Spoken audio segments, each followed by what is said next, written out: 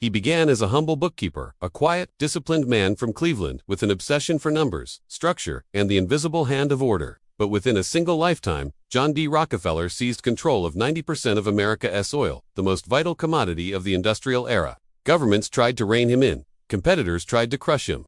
None succeeded. Because Rockefeller didn't just build a company, he engineered a system, a relentless machine, immune to regulation, reform, and even the man who created it. Welcome to The Financial Historian, where money, power, and history collide, and nothing is ever as straightforward as it seems. Before Rockefeller became the face of greed or the patron saint of philanthropy, he was something else entirely, a creation of his age, and his age was brutal. The mid-19th century was a storm of disorder dressed up as progress. America, still bleeding from civil war, was ripe for those ruthless enough to reshape it. Railroads stitched the continent together, factories roared, and new inventions from telegraphs to steel mills were turning America into the workshop of the world. But every boom needs fuel, and at that moment, the world's lights still burned on oil. Not the oil we imagine today, but a foul, sticky liquid refined into kerosene, 2 light lamps before electricity conquered the night. Towns like Titusville, Pennsylvania, became instant gold rushes. Men drilled anywhere they could find a hint of oil, then dumped barrels on the market as fast as possible. Prices crashed, rose, crashed again. Fortunes were made and lost overnight. There were no safety standards, no regulation, no order, only speculation. It was capitalism's wild frontier. And that's where John D. Rockefeller entered the story. Born in 1839, raised by a devout Baptist mother and a father who was a traveling conman, Rockefeller grew up believing that chaos was sin and control was salvation. At 16, he took a job as a bookkeeper, where he fell in love with the beauty of balance sheets. He once said, "I would rather earn 1% on 100 men's efforts than 100% on my own." When he saw the oil business, he didn't see fortune, he saw waste. Dozens of refineries fighting over pennies, spilling profits and fuel alike. In 1863, Rockefeller invested in a small refinery in Cleveland. 7 years later, he created Standard Oil, and from that moment, he began imposing order on an industry that had none. While his competitors gambled, Rockefeller negotiated. He struck secret deals with railroads, securing rebates that allowed him to ship oil cheaper than anyone else. When rivals protested, he bought them out, often at prices they couldn't refuse. When they resisted, he crushed them by lowering prices until they begged for a merger. By 1879, Standard Oil refined more than 90% of the oil in America. But what looked like monopoly was, to Rockefeller, simply efficiency. He once told a reporter, "Competition is a sin." He believed chaos wasted resources and harmed society. His mission, in his own mind, was not greed, it was perfection. Every drop of oil, every cent of cost, every inch of pipeline had to be optimized. Rockefeller understood something few businessmen of his time did. Wealth wasn't about producing more, it was about controlling flow. The oil industry had 3 parts: drilling, refining, and distribution. Most companies picked one. Rockefeller wanted all 3. He bought pipelines, tanker cars, barrel factories, and even built warehouses and shipping terminals. He didn't just sell oil, he owned the arteries that moved it. Anyone who wanted to enter the market had to pass through his system. And then, he invented something entirely new, not a product, but a structure. In 1882, he created the Standard Oil Trust, a network of dozens of subsidiaries tied together under a single management board. The trust controlled prices, production, and profits across multiple states. It was the first corporate superstructure, the prototype for modern conglomerates and holding companies. The word trust would later become synonymous with monopoly. Rockefeller's efficiency drove prices for kerosene down by nearly 80%. Consumers benefited, but rivals called it tyranny. Politicians, once friendly to industrialists, began to sense the danger. Standard Oil was becoming a government unto itself, an invisible empire of pipelines, lawyers, and accountants.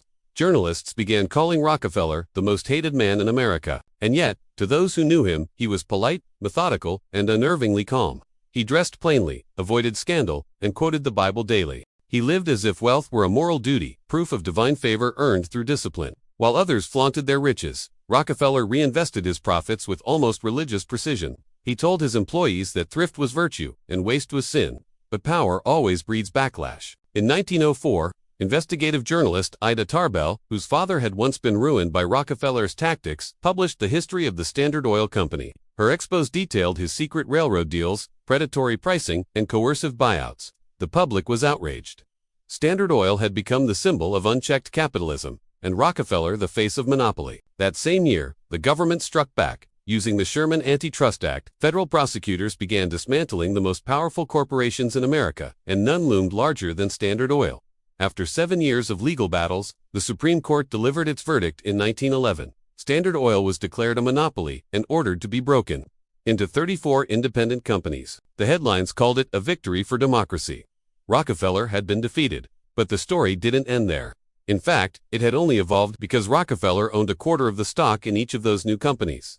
When they were split apart, investors rushed to buy them. The combined market value of the new firms, Exxon, Mobil, Chevron, Amoco, tripled within a year. Rockefeller woke up richer than ever. The government had shattered his empire and in the process, diversified his wealth. By 1913, he became the world's first billionaire.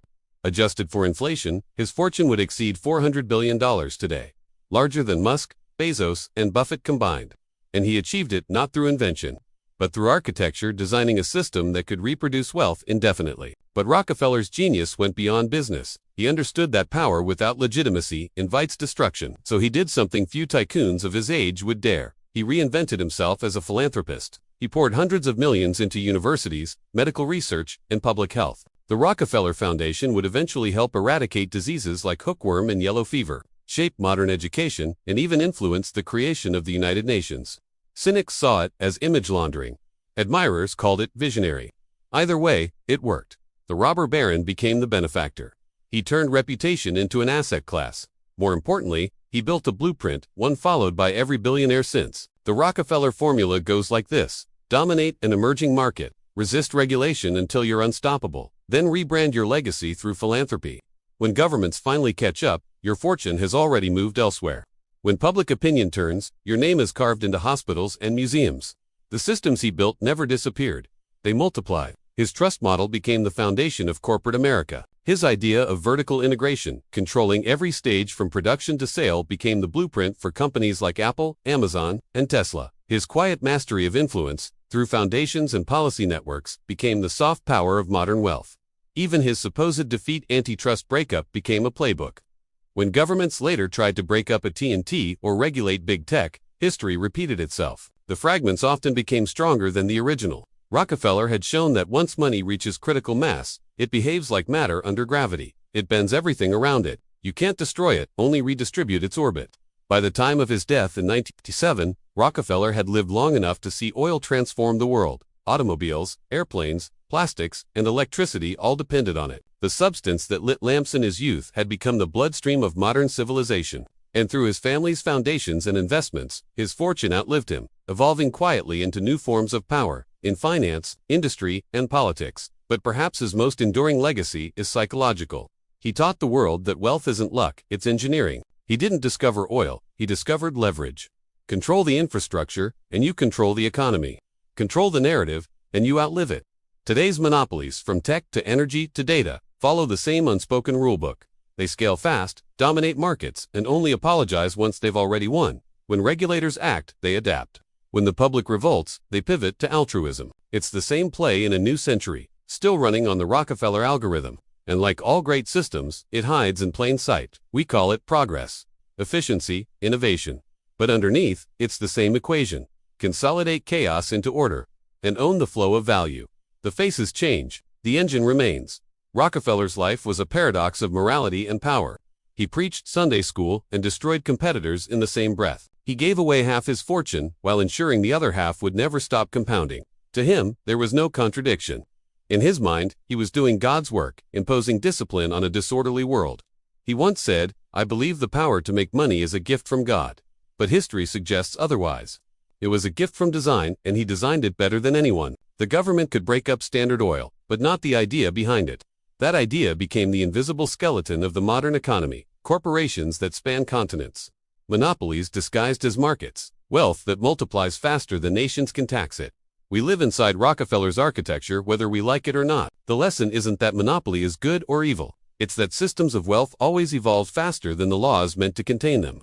Rockefeller's empire wasn't just a business, it was the blueprint. Today's tech giants are walking in his footsteps. The playbook hasn't changed. Identify a new resource, oil, data, attention, seize the infrastructure, then turn control into inevitability. John D. Rockefeller didn't discover oil. He discovered what real power looks like. He knew that true wealth, isn't, found in barrels or bank accounts. It's in the system that keeps everything flowing. Build the system right, and the money keeps moving long after you're gone. He started out tallying cents in a ledger. He died as the engineer of modern capitalism. If this shifted your perspective, hit subscribe. History doesn't just repeat, it reveals. I'll show you where to look.